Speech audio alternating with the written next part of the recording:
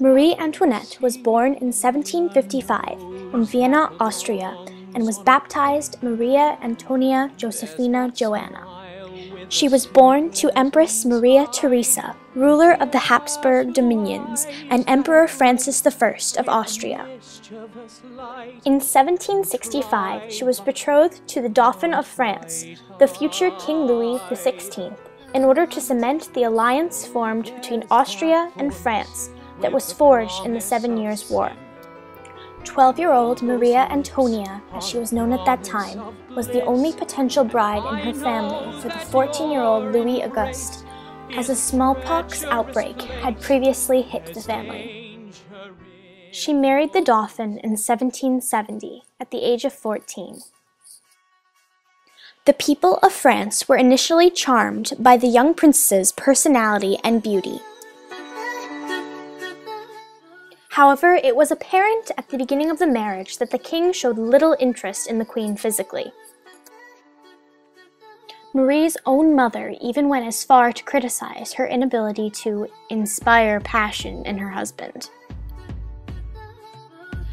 To make up for the lack of affection from her husband and the endless criticism of her mother, Marie Antoinette began to spend more on gambling and clothing, with cards and horse betting, as well as trips to the city and new clothing, shoes, pomade, and rouge.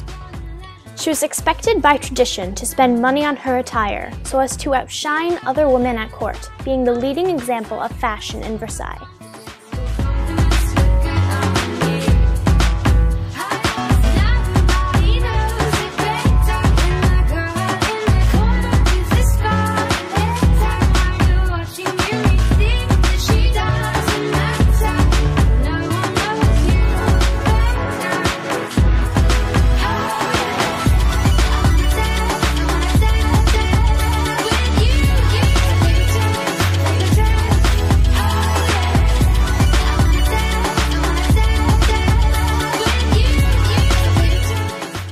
Marie Antoinette became queen when her husband Louis Auguste was crowned King Louis XVI of France in June of 1775.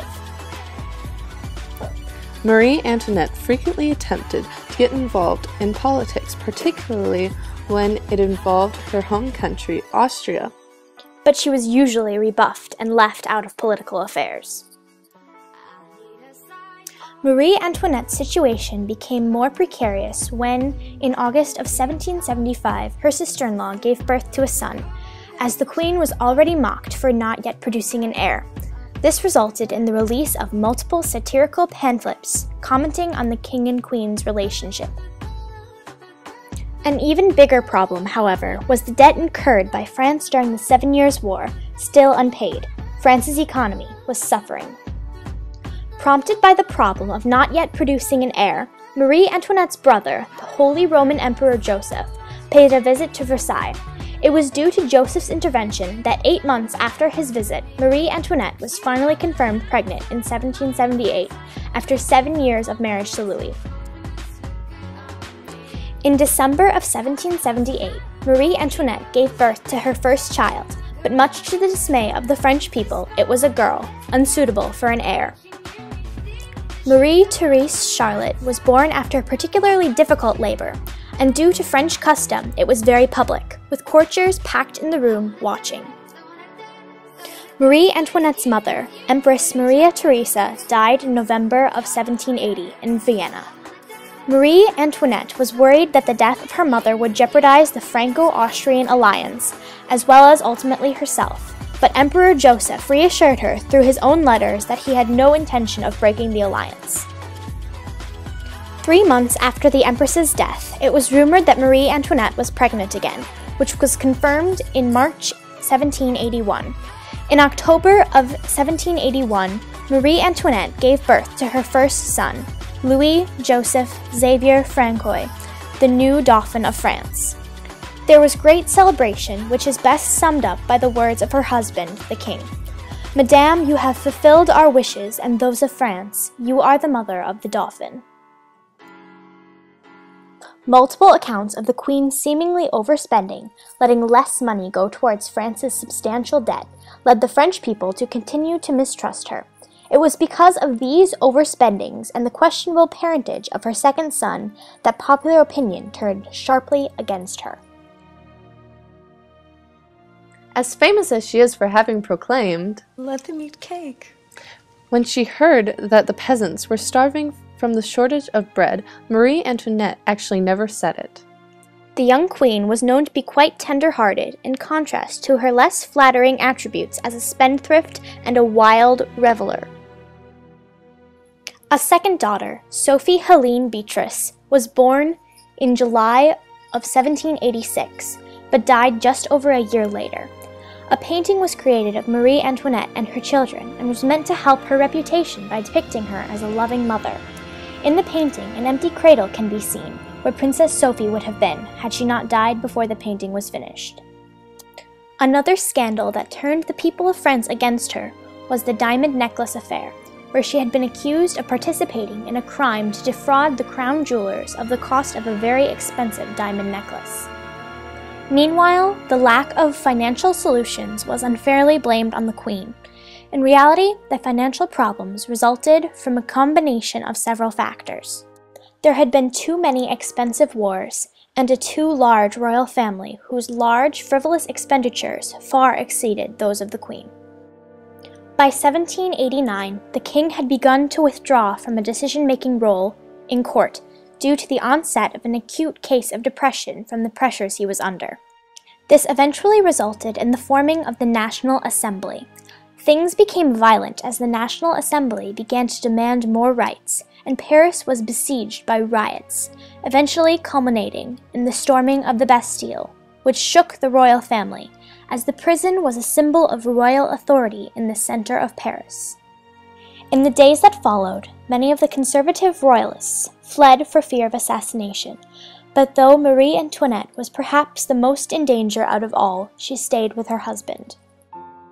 In August of 1792, after several mob attacks where they were staying, the true vulnerability of the king was revealed when an armed mob, on the verge of forcing its way in, forced the king and the royal family to seek refuge at the Legislative Assembly. The Queen was forced to show herself to the angry mob. Crazy place I'm in. No, I can't hear it, no matter how hard I'm listening.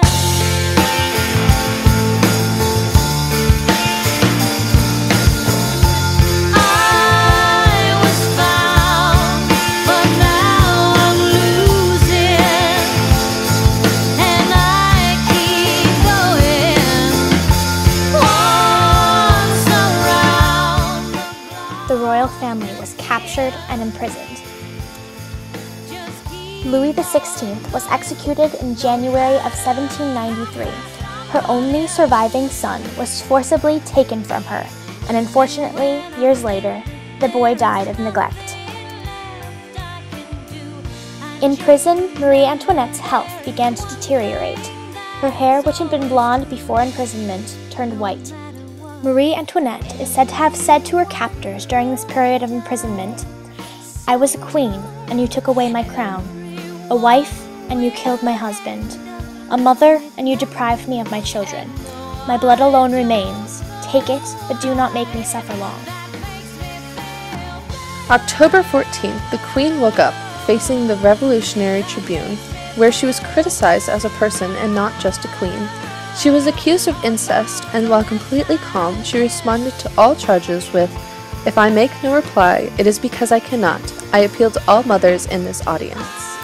Her own son was forced to testify that she had abused him.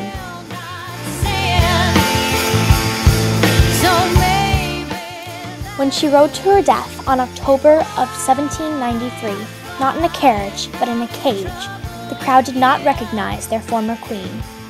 They saw an old hag in prison garb, her hair roughly shorn, quite different from the figure of rich elegance she had been formerly. Yet she sat straight and retained her dignity. To the end, Marie Antoinette displayed a queen's bearing and courage in the face of all adversity. After the blade of the guillotine came down, her head was brandished for all the crowd to see. However, they were disappointed. They had expected to see the queen cowering in fear, not keeping brave and calm to the end.